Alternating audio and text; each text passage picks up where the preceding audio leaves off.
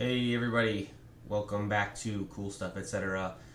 This is the quarter 2 2025 backlog review. We're just going to go through all the games that I played from March through June to the end of June and talk about them. What a concept. Alright, so firstly, I'll just say that this quarter was significantly more game filled than the first, and we'll get into the stats at the end of the video. But yeah, significantly more game filled. So much more, in fact, that I have games that are still currently in progress. I will hide myself really fast so that you may see. So I started Vampire Survivors. I'm about 20 hours in. I'm planning to 100% the base game.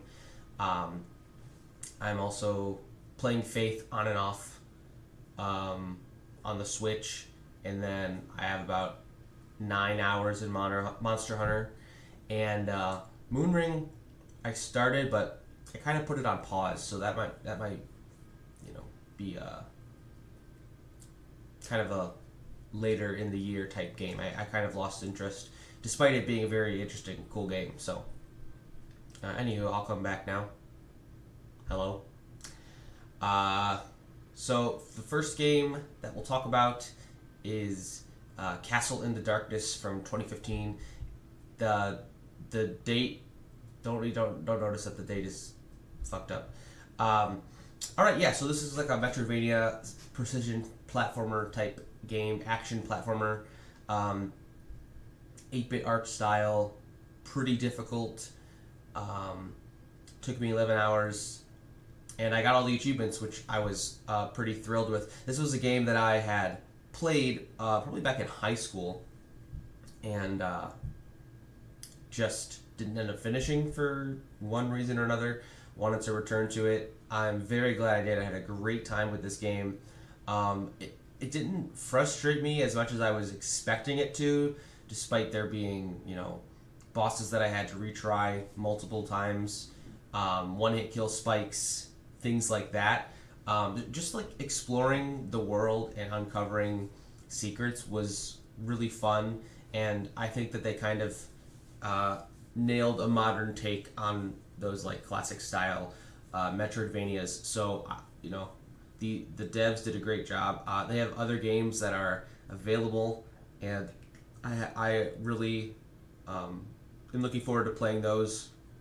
I'm definitely going to put some of those on next year's backlog plan thingy. So, and then going from one great Metroidvania to one that I really did not like, which was surprising considering it is Castlevania, Circle of the Moon.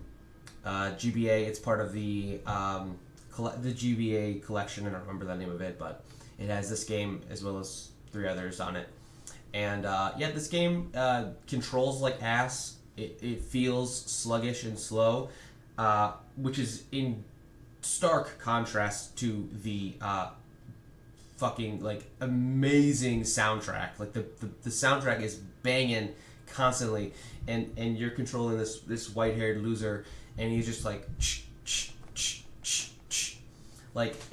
it was borderline unplayable. The only way I got through most of the boss fights was to just spam spell attacks that are some of them are explained to you, and the spell system is honestly cool. There's 2 sets of cards, and then you can combine the planet and the monster, and they have unique effects, and you can do any combination, and something unique will happen, which is a really cool idea. Not implemented in the best way, in my opinion. I mean, it takes a lot of effort to swap them out, and also once you find a really good combination, you're probably not going to switch from that.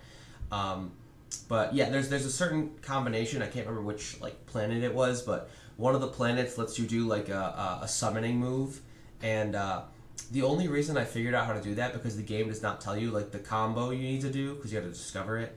There's combos which I would never have thought was in this game, but I was looking for something else, like some advice on something else in the game. I don't remember what. Maybe if there was a run button or something, because the only way to run is to double tap dash, which was very annoying. Anywho, I found the combination, and then I learned how to summon, and then you just spam that, and you kill the bosses, especially the final boss, which was fucking bullshit.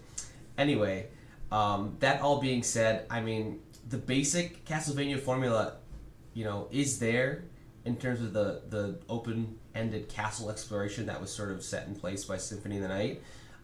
But like if I wanted to play Symphony of the Night, I would just play Symphony of the Night. This is not anywhere near as good as Symphony of the Night. So I would advise to not play this one, honestly, unless you're a diehard Castlevania fan. This was not. I really did that. 12 hours was way too long to be in this game. I will not be going back for the achievements unless oh my gosh, the achievements. Oh my gosh, I didn't get to the achievements. So it's like a 1% drop rate to get all the cards, like for the cards that I needed still. And they're at the end of the battle arena. I went into the first room of the battle arena and I said, no, I'm not doing this. I'm not putting myself through this. Then there's no way. I doubt I will ever get all the achievements in this game. It's such bullshit. And here's now Fallout New Vegas, Dead Money. New Vegas was a game that I played. This is probably the only game that I really played last year was Fallout New Vegas. I started a fresh playthrough and played through the main story. I got all the endings. I didn't get all the achievements yet, but I do plan to. And I it was Game of the Year edition, so I have all the DLC. So I just need to get around to doing it. And Dead Money was my first shot at that. It was the first. I'm trying to play it in release order, so it was the first released DLC for Fallout New Vegas, and it has a reputation for being very obnoxious and frustrating. I understand the complaints for sure, and I at times definitely felt those complaints very strongly in my own my own playthrough. But it was not as bad as everyone was saying that it was. I'm playing on hardcore mode, and so you have to eat and drink as opposed to the main game where you can kind of avoid that sort of survival mechanic. I was playing on either like the medium or easy difficulty. I wasn't gonna I couldn't be fucked to like put effort into like being good. So I'm just like playing on the lower difficulty. It was still challenging. The enemies are very much bullet sponges, but it really worked because of the companions that you can get. Like their stories and their personalities are what drive you, in my opinion, or drove me, I should say, to finish it. Like I really was invested. They're all very unique. They all have different ideas and desires, and you kind of have to play around with those. You're kind of like trapped in this one area. You're kind of like trapped in this this place. Oh my god, what is it called? Santa Madre, something like that. Oh my gosh, I can't remember the name. Anyways, you're trapped there, and you got to do a heist. So you got to get the members of your heist. They're all weirdos. And yeah, I mean, I had a good time. I had a really good time actually. I thought it was pretty good. I don't know if it was better than the base game. I don't think I would say that, but overall, I had a good time with kind of being brought back to square one, having to kind of build yourself up a little bit, even though you have your levels and your skills and all that good stuff. I thought it was pretty nice. It was good. It was a good first DLC. The next game I played is Silent Hill 2. You'll notice the blue border. So these are games that were not on the original Backlog plan, but I ended up playing for one reason or another. This one was because Katrina really wanted to play it, and it came out last year, I guess.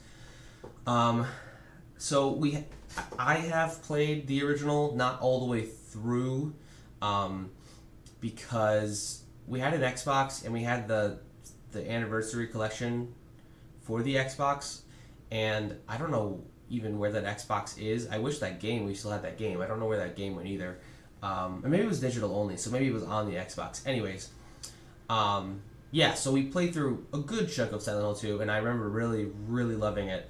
And then I watched like a playthrough, and you know, it's a game that I've been wanting to return to if I can find a copy or something, or if they re-release it maybe sometime. But the remake was a good second best, I guess. I don't love it.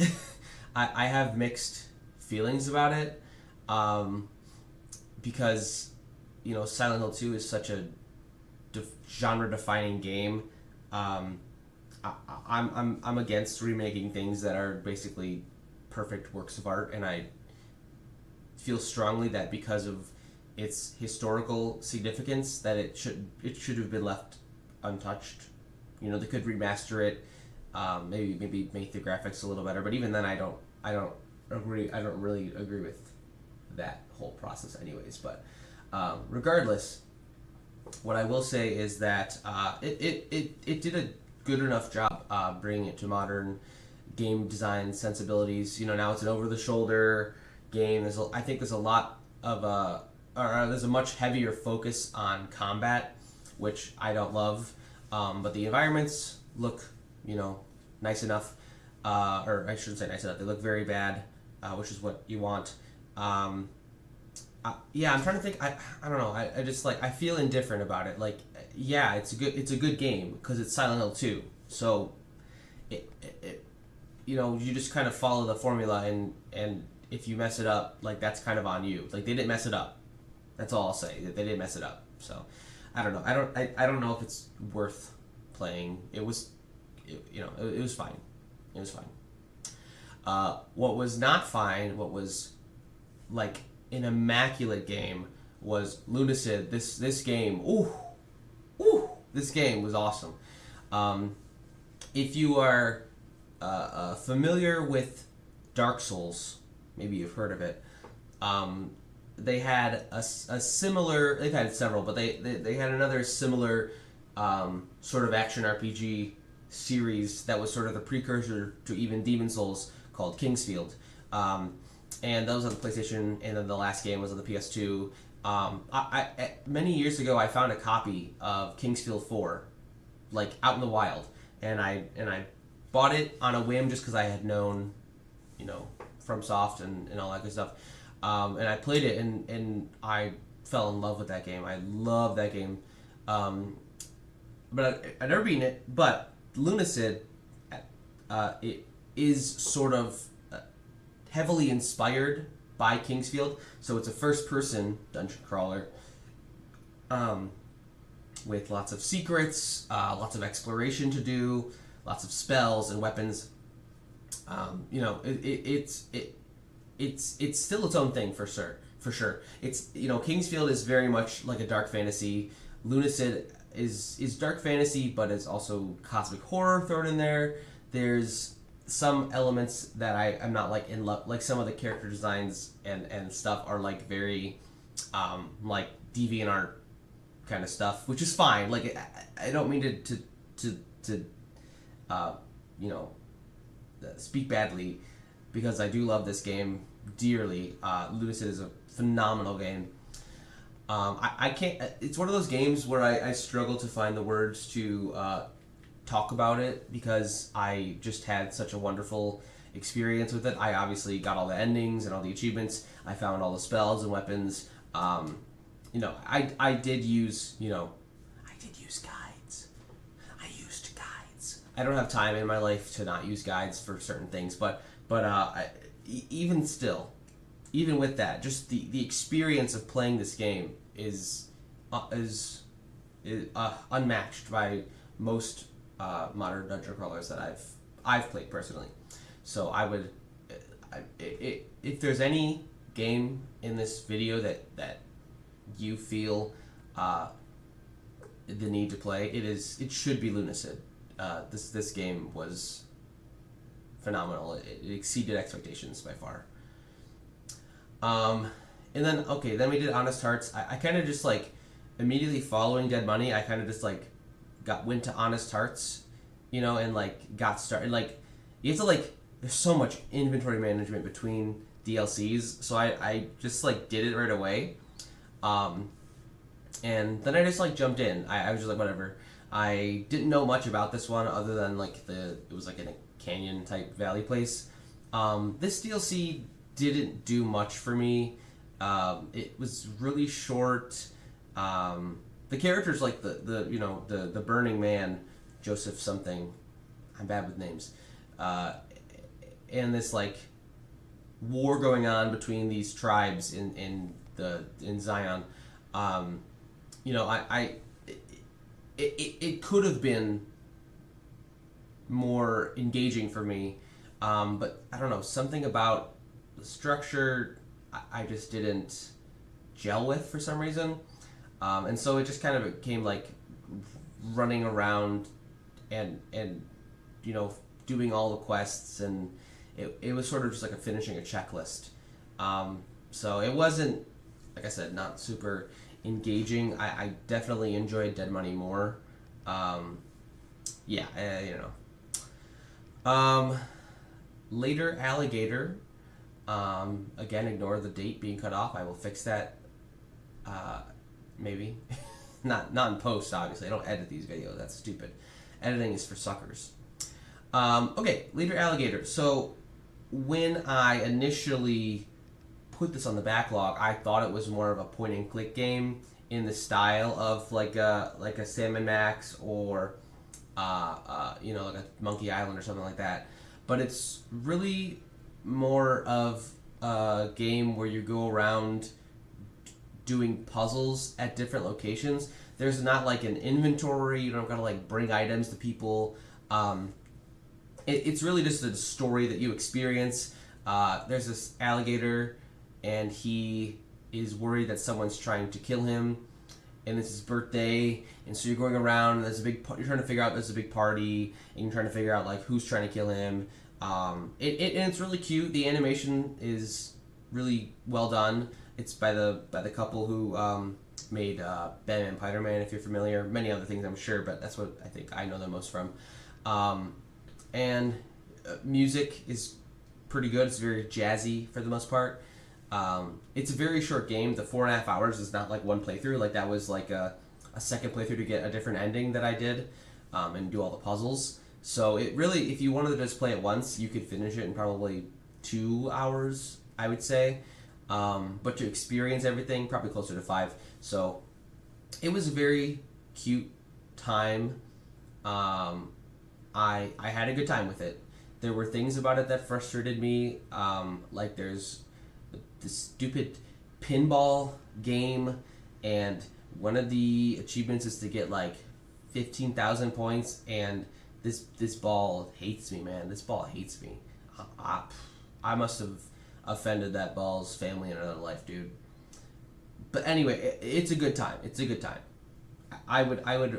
It's a soft recommend if you're into these kinds of games. This was another kind of what do you call it? Like an impulse buy. I was very intrigued by the premise, which is like a card-based sim game. Very engine builder, very light, it seemed. And also you buy card packs and open them and can unlock new cards. So it kind of fills that itch for like discovery, It was not on the backlist, as you can see. But you may notice that I DNF'd. And the reason for this is that they made this game a roguelike. I am not certain why. Essentially, if your workers all die, you start over. And if that happens, within the first 30 minutes, whatever. But if that happens like 3 hours in, like it did for me, because there's combat in this game, which is fun enough of an idea. But if you get your team wiped, actually, I didn't even get a team wipe. I just lost most of my guys, and I honestly just didn't want to spend the next 30 to 45 minutes redoing stuff that I already did, because you got to feed everybody. It's just it's just very finicky. it's just it just like wasn't fun at after a certain point. So no, I will not be returning to this game. I would only recommend this game if you have a very patient brain, but that is not me. Resident Evil 2 remake.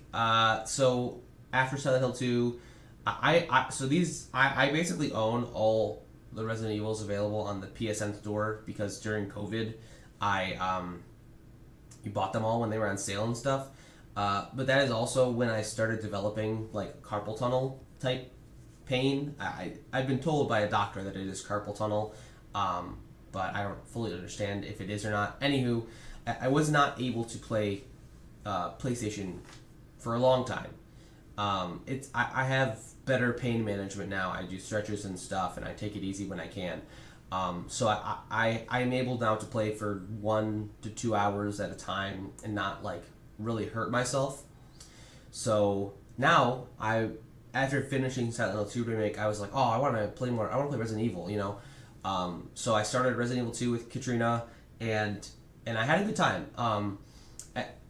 What's different between the Silent Hill 2 original and Silent Hill 2 remake compared to Resident Evil 2 original and Resident Evil 2 remake is I think that this remake actually does something different.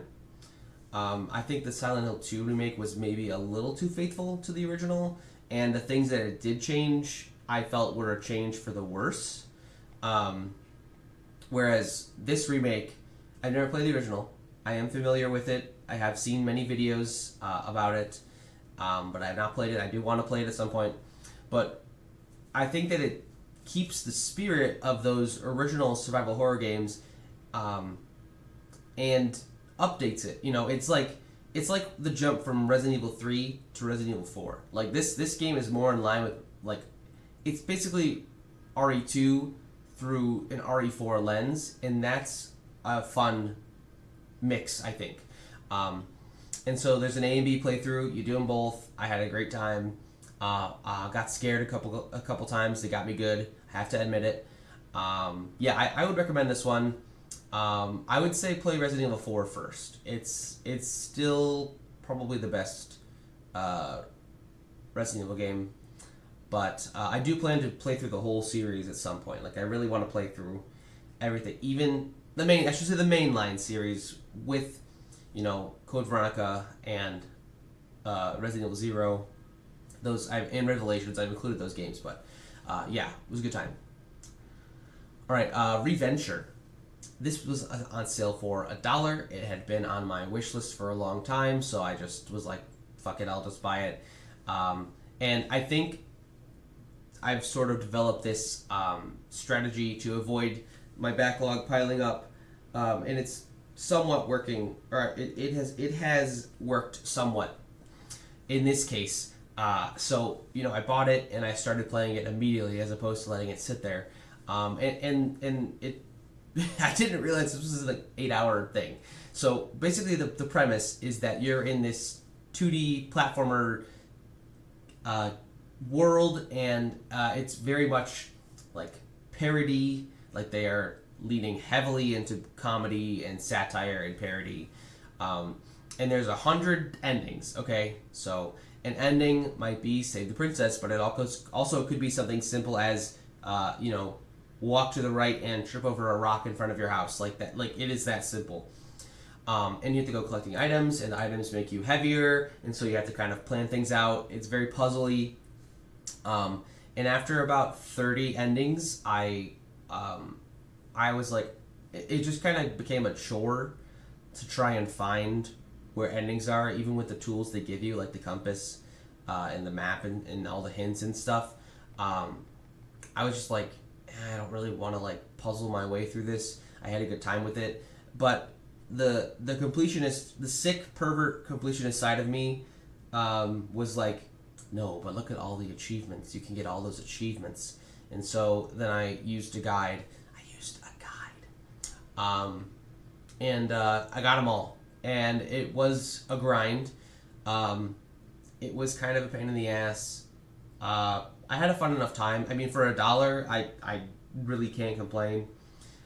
It was occasionally funny, but mostly I was unamused. Anywho, yeah, I wouldn't necessarily recommend it, but it was fun for $1. Okay, Dracula X. One night I just had the hankering for some classic Castlevania. It's part of the same collection as Circle of the Moon, and so I just played it, and I made sure to get the secrets. Spent about an hour and a half. I mean, it's fine. I don't know. It was like, it didn't really stick with me. But what did? Harmony of Dissonance. Boy, howdy. This is a Castlevania game, I'll tell you what, folks. The only downgrade, the only one from Circle of the Moon to this game is the music. I don't know. I mean, it's not bad music, but I don't know why they decided to go from, you know, the like synthesized instruments in Circle of the Moon to like much more blippy bloopy. But this game looks better. It plays better. It's more engaging. Yeah, I had a really stupendous time. I'm gonna sneeze. Give me a moment.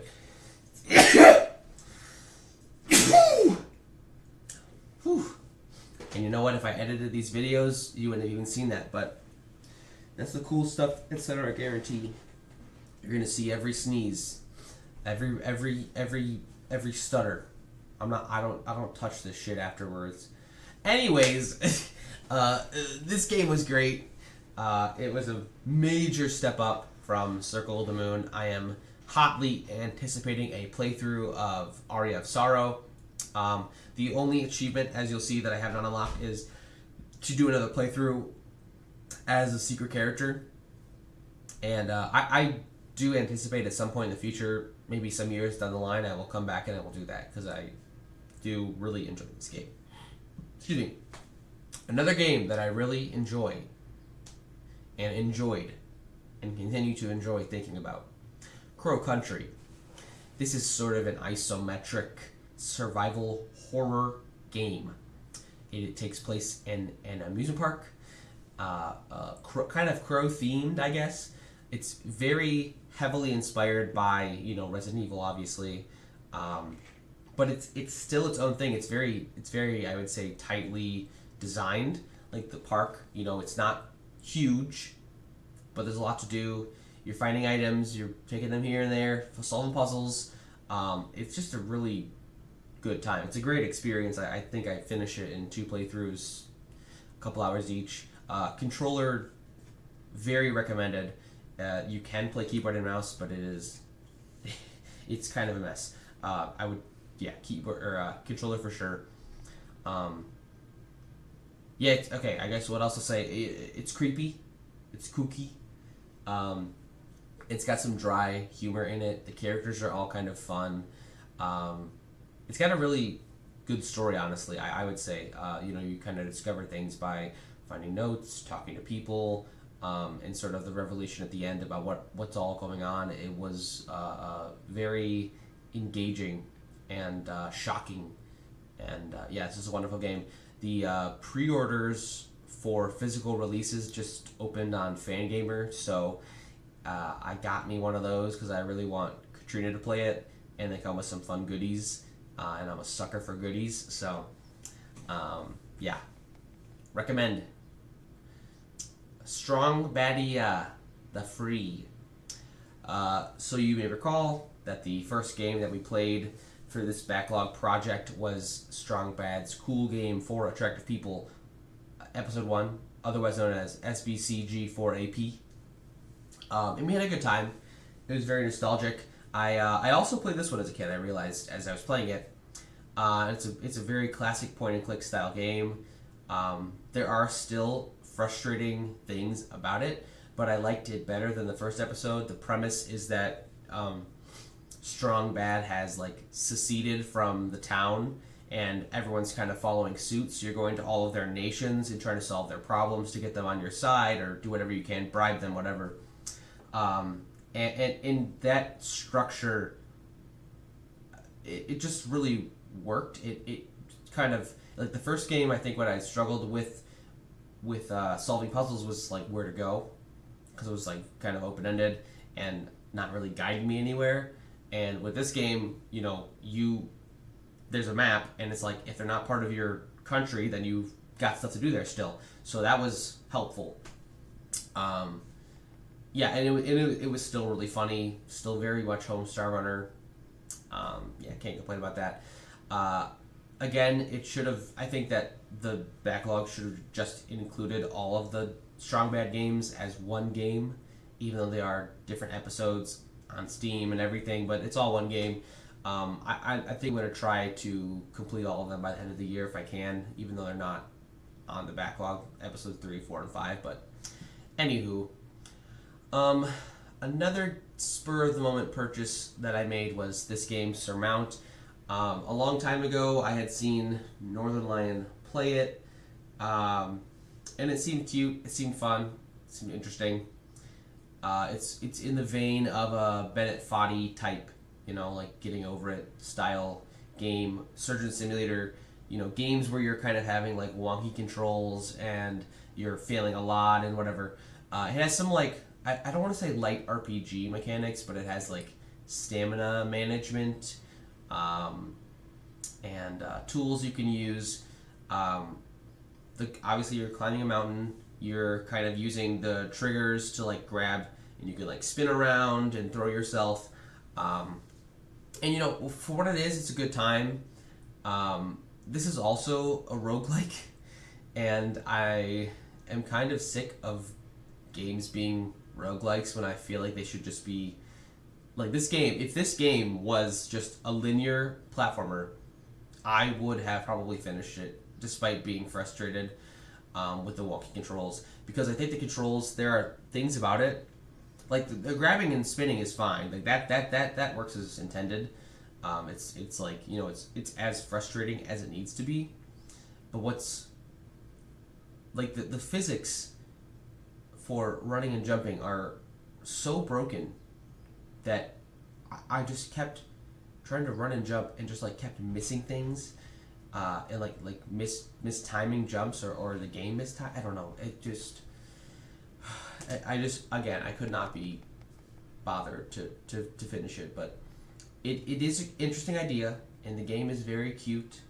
It's very much part of that like wholesome, cozy indie game type. Let's all be friends type thing. And so if you're into that or you're not bothered by that, you can give it a shot. All right, the last game on the list to discuss, Puzzle Agent 2. Last year I beat Puzzle Agent 1. It's been in my library forever. Then the second one, I wanted to play that as well because I really enjoyed the first one, or I should say I don't know if I really enjoyed it, but I enjoyed it enough. And this one actually had achievements, and you had to beat all the puzzles right on the first try, which I was never gonna do. So I occasionally used a guide, because I didn't want to do 2 playthroughs, and I'm an achievement pervert. So, but yeah, the puzzles were like, they were challenging enough. Many of that, like some of the really challenging ones are really challenging, and challenging because of their obtuseness. But mostly I should say, they were easier than the first game, and I also feel like there was less variety, with like the main have to do puzzles, like the story advancement puzzles. It was in Telltale fashion. It was quite shoddily put together, I would say. Just like animations and stuff, and I don't know, it just like doesn't feel like a finished game all the time. But the writing is great, the voice acting is very fun, the setting is fun. It's very Twin Peaksian, but it's in a Minnesota town, snowy Minnesota town, full of weird locals and whatnot. So I don't know if I would fully recommend it or not, but it was a good enough time for me, All right, let's get into the statistics. Quarter 2 statistics. We all love statistics, don't we, folks? finished 14 games. Can you believe it? Wow. That is like probably double from the first quarter. That's great. And those are the games I finished. I played more than that. And I'm still playing Monster Hunter Rise and Vampire Survivors and Faith, so don't forget that. I 100% completed 7 games. This includes DLC, so technically, like, Honest Hearts and Dead Money are not full games. Like, their achievements are part of, Fallout New Vegas's, but I still counted them as completed.